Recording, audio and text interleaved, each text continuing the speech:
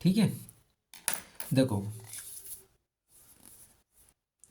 TS academy में YouTube के TS academy पर आपका स्वागत है। मैं टीएस मीणा आपका स्वागत करता हूं अपने यूट्यूब चैनल पे।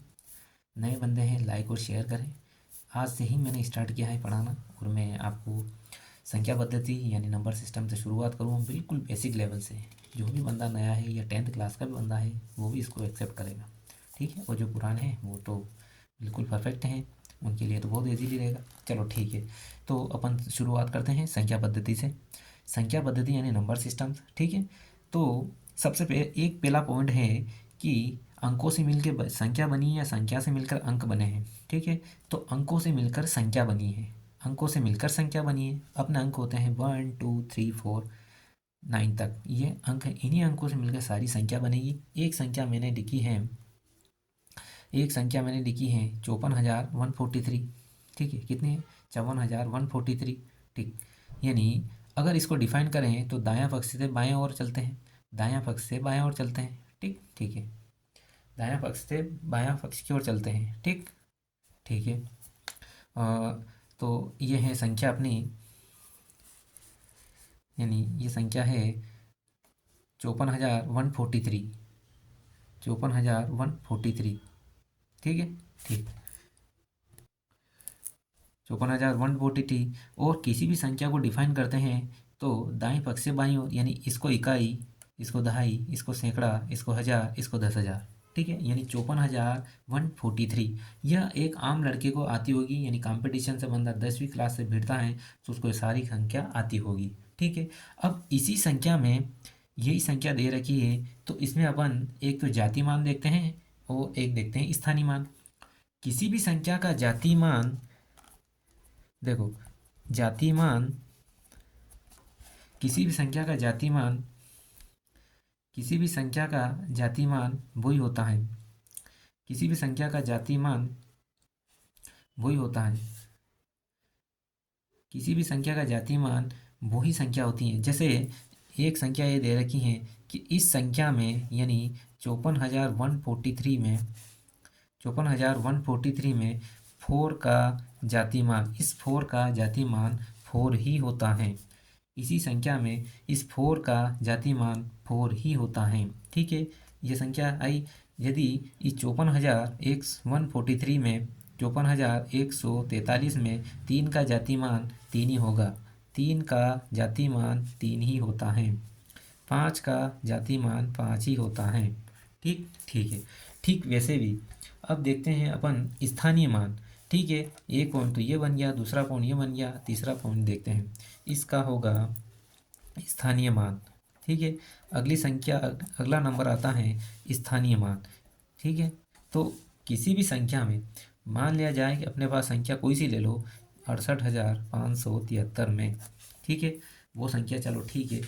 तो स्थानीय मान के लिए, स्थानीय मान के लिए क्या करते हैं अपन? स्थानीय मान के लिए, स्थानीय मान के लिए भाई इस संख्या में संख्या का स्थानीय मान। ठीक, जातीय मान में तो किसी भी संख्या का जातीय मान वही होता है।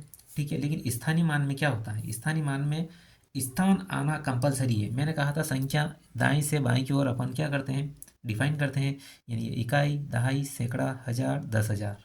ऐसा ही है, यानी 68,573। ठीक है, ये एक संख्या है।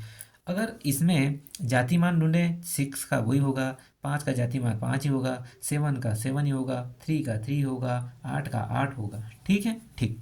लेकिन स्थानीय मान में ये नहीं होता। स्थानीय मान अगर यूनिट डिजिट की जगह आ रही है, ठीक, इकाई स्थान पे आ रही है तो मल्टीप्लाई अपन 1 का कर देते हैं। यदि इकाई स्थान पे है तो 1 का मल्टीप्लाई कर देते हैं। अगर दहाई पे आ रही है, दहाई पे आ रही है तो 10 का मल्टीप्लाई करेंगे। अगर सैकड़े के स्थान पर आ रही हैं तो 100 का मल्टीप्लाई करते हैं। ऐसे आने वाले 1,000 पे, 1,000 पे आ रही हैं तो 1,000 का मल्टीप्लाई करते हैं। 10,000 पे आ रही हैं तो 10,000 का मल्टीप्लाई करते हैं। ठीक है, ऐसे अपन आगे बढ़ते जाते हैं।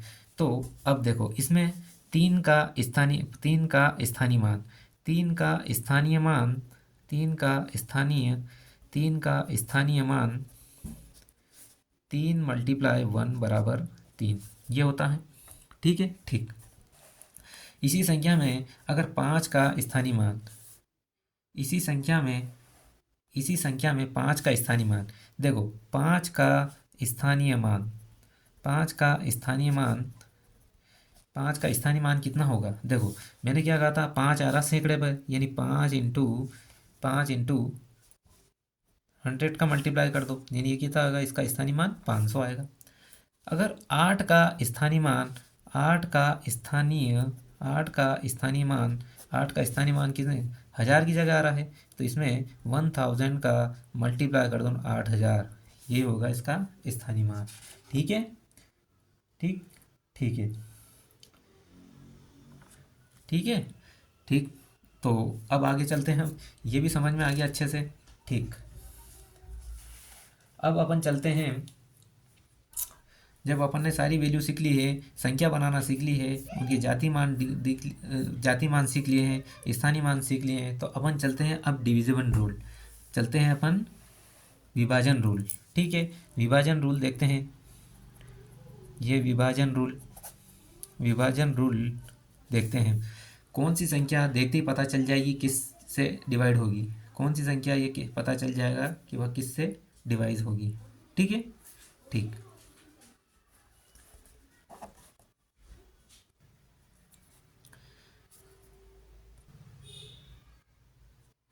देखो विभाजन रूल क्या बोलता है कि पहला, दो से विभाजन, दो से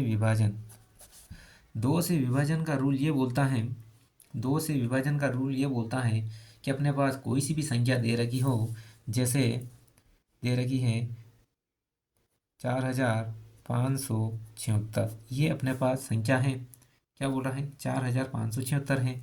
तो दो से विभाजन का रूल ये बोलता है कि जो इकाई स्थान पर जो आ रही संख्या, इकाई स्थान पर जो संख्या आ रही है, ये अगर दो से डिवाइड हो जाएगी तो अपनी पूरी संख्या दो से विभाजन हो जाएगा। क्या बोला मैंने, दो से विभाजन का रूल ये बोलता है कि किसी भी संख्या का इकाई अंक अगर दो से विभाजित होता है तो वो पूरी संख्या दो से विभाजित होगी। ठीक है। दूसरा, चार से विभाजन का रूल, तो चार से विभाजन का रूल, चार से विभाजन का रूल। ठीक है, चार से विभाजन का रूल ये बोलता है कि कोई सी भी संख्या, अपने पास संख्या दे रखी है, अपने पास संख्या 8484, ठीक है, 8484 अपने पास ये संख्या है। चार से विभाजन का रूल ये बोलता है कि जो भी संख्या दे रखी है उसका इकाई और दहाई अंक अगर चार से डिवाइड है, इकाई और दहाई अंक चार से डिवाइड है, तो यह पूरी संख्या चार से डिवाइड हो जाएगी, यह पूरी संख्या चार से डिवाइड हो जाएगी। इसी प्रकार तीसरा रूल देख लेते हैं, इसी प्रकार तीसरा रूल देखते हैं, आठ से विभाजन का रूल। आठ से विभाजन का रूल ये बोलता है कि अपने पास कोई सी भी संख्या है, अपने पास कोई सी भी संख्या है,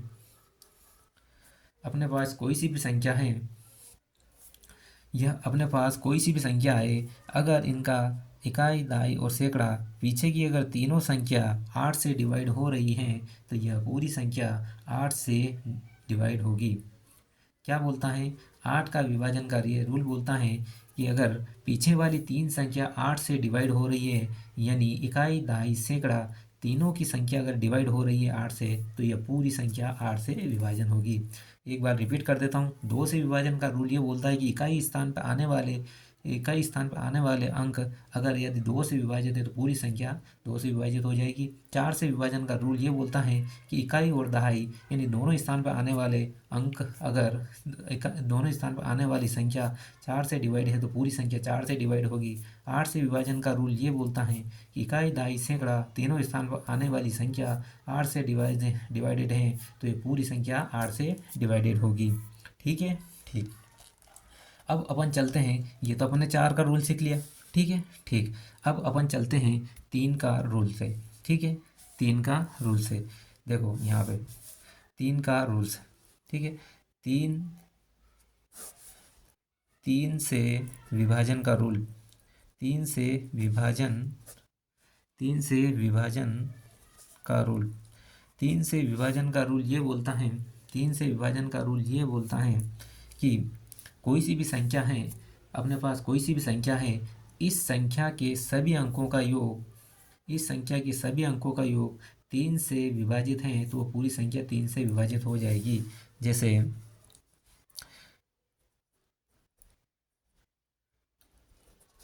यह एक संख्या दे रखी है, यह मेरे पास एक संख्या दे रखी है। यदि इस संख्या के जितने भी अंक हैं इन सभी अंकों को आपस में जोड़ दें और वह आने वाली संख्या 3 से विभाजित है तो यह पूरी संख्या 3 से विभाजित हो जाएगी। ठीक है, 3 से विभाजन का रूल यह बोलता है।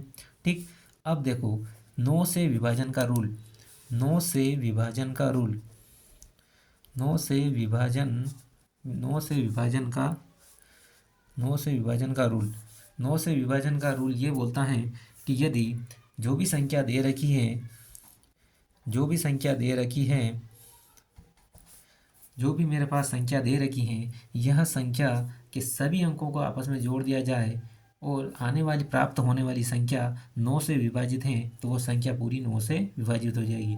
जैसा रूल 3 का था वैसा ही रूल 9 का भी है, दोनों में कोई डिफरेंस नहीं है। ओके, ठीक है, अब आगे चलते हैं अपन, अब आगे चलते हैं। देखो 2 का होगा, 4 का हो गया, 8 का हो गया, 3 का होगा, 9 का हो गया।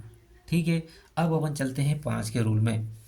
ठीक, 5 का विभाजन का, 5 का विभाजन का रूल, 5 का विभाजन का रूल। देखो 5 के विभाजन का रूल क्या बोलता है, 5 का विभाजन का रूल ये बोलता है कि यदि कोई सी भी संख्या दे रखी हो, कोई सी भी संख्या दे रखी हो, कोई सी भी संख्या दे रखी हो, उसका इकाई अंक या तो 0 आए या उसका इकाई अंक, इकाई अंक 0 या 5 हो तो वो पूरी संख्या 5 से विभाजित हो जाएगी। कोई सी भी संख्या जिसका इकाई अंक या तो 0 आए या 5 आए वो पूरी संख्या 5 से विभाजित हो जाएगी। ठीक है, ठीक है, अब आगे देखो, अब आगे देखो,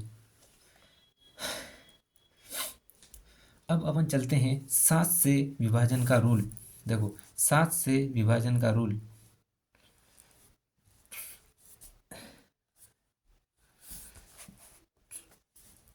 देखो 7 से, 7 से विभाजन, 7 से विभाजन का रूल, 7 से विभाजन का रूल ये बोलता है, 7 से विभाजन का ये रूल बोलता है,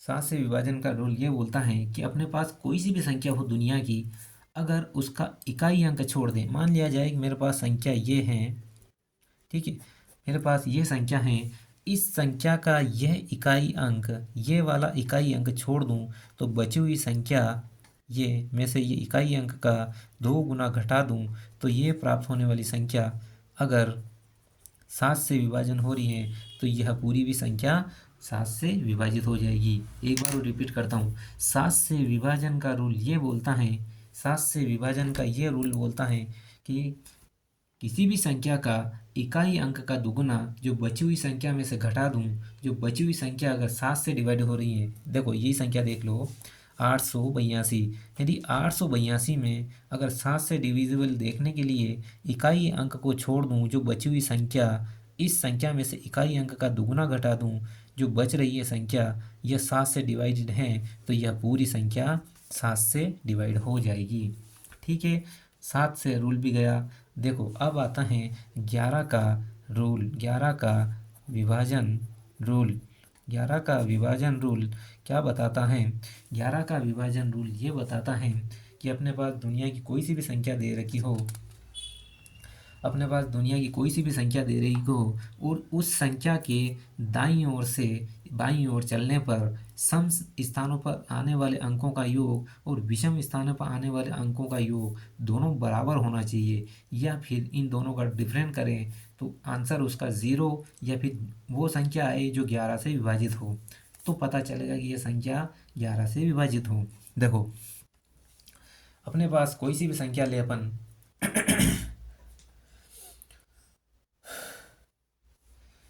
देखो अपने पास कोई सी भी संख्या ले अपन,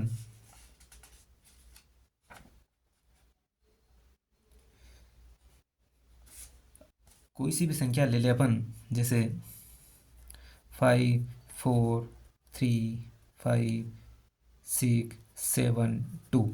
ठीक है, ये संख्या दे रखी है जिसको अपन 11 से विभाजन का रूल देखेंगे। तो मैंने क्या कहा, दाईं ओर से बाईं ओर पर चलेंगे अपन।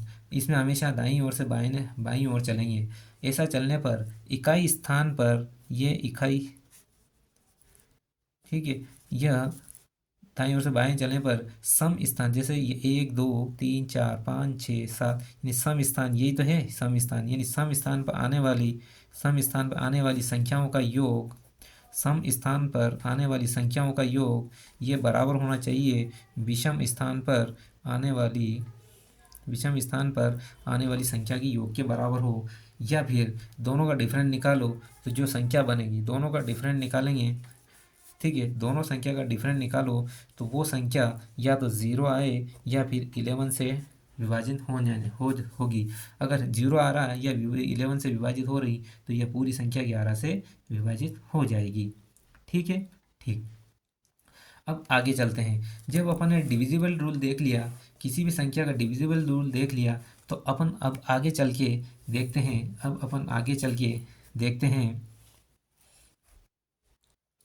अब अपन ये तो पता कर लिया कि ये डिविजिबल है। तो अब देखो, अब आगे चलता, आगे टॉपिक है इसका क्रो प्राइम नंबर, यानी सह अभाज्य संख्या। सह सह अभाज्य सह अभाज्य संख्या। सह अभाज्य संख्या, इसका मतलब होता है कोई सी भी संख्या जो या तो अपने आप से डिवाइड हो या फिर उसका एचसीएफ 1 आए। इसका एचसीएफ 1 आना चाहिए और खुद से डिवाइड हो, दोनों शर्त पूरी करे। ठीक है, यानी जिसका एचसीएफ 1 आए या अपने आप से डिवाइड हो, या अपने आप से विभाजित हो, अपने आप से विभाजित हो। ठीक है, ठीक। यानी जैसे ये 2 3 5 7 11 13 19 23 29, ये ऐसी संख्या, ठीक है। यह डायरेक्ट 100 संख्या में इनका 100 संख्या में इनकी संख्या 100 संख्या में इनकी संख्या 25 होती है, जो सहअभाज्य संख्या में, ठीक है, इनका यह 25 होती हैं। ठीक, ठीक है। अब देखो, ठीक है, अब देखो, सह अभाज्य संख्या वो होती है जिसका एचसीएफ 1 आए, जो अपने आप से डिवाइड हो। वो 100 संख्या तक की संख्या में 25 होती हैं। ठीक है, ठीक। अब देखो, क्या इसमें एक जांच होती है कि कोई सी भी संख्या, क्या मान ले कि कोई संख्या ए या बी दोनों सह अभाज्य संख्या हैं, दोनों सह अभाज्य संख्या हैं, सह अभाज्य संख्या हैं, तो ए बी भी अभाज्य होगी या नहीं। इसका अपन कुछ नहीं बता सकते हैं कि मान लें कि कोई भी सहअभाज्य संख्या, कोई सी भी अपन ने मान ली ए या बी, तो वो ए बी से डिवाइड होगी। ये बिल्कुल रूल नहीं बोलता कि ये सही होगा परफेक्ट। कभी कभी सही हो जाता है, कभी कभी नहीं होता है। ठीक है, ठीक। देखो, अगला रूल ये बोलता है कि अपने को कोई भी अभाज्य संख्या है या नहीं, इसका कोई भी संख्या अभाज्य संख्या है या नहीं, इसका पता कैसे लगाएं। तो देखो, इसका एक रूल बोलता है कि कोई भी मान लिया जाए कि कोई भी अपने को दी गई संख्या ए है, एक संख्या ए है। ठीक, ठीक, ठीक है। और एन व छोटी छोटी एक प्राकृत संख्या है, एन छोटी से छोटी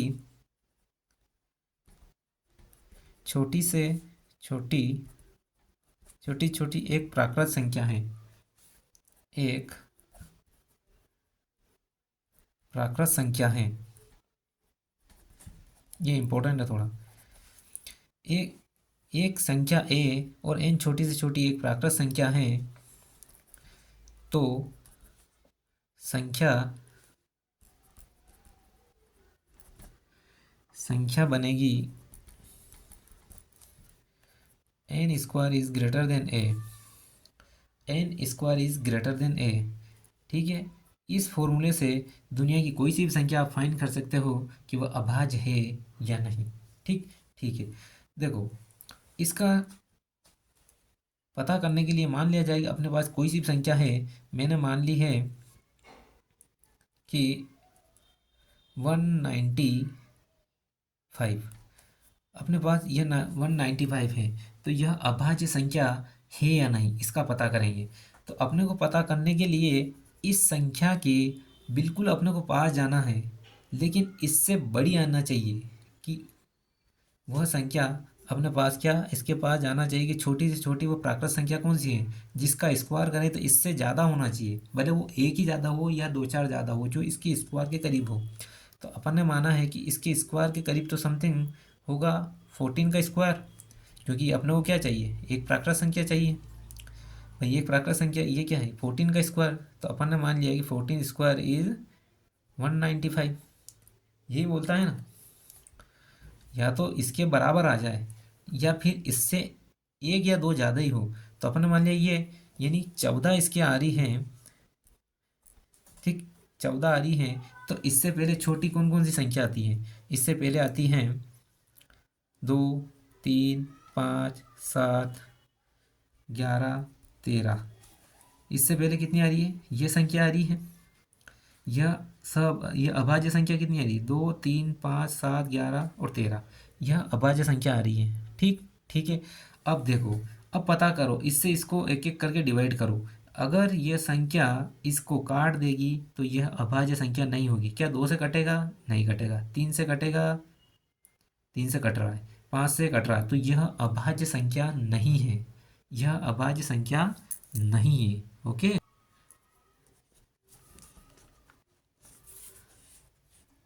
देखो अपन क्या करते हैं, और संख्या लेते हैं और जांच कर लेते हैं।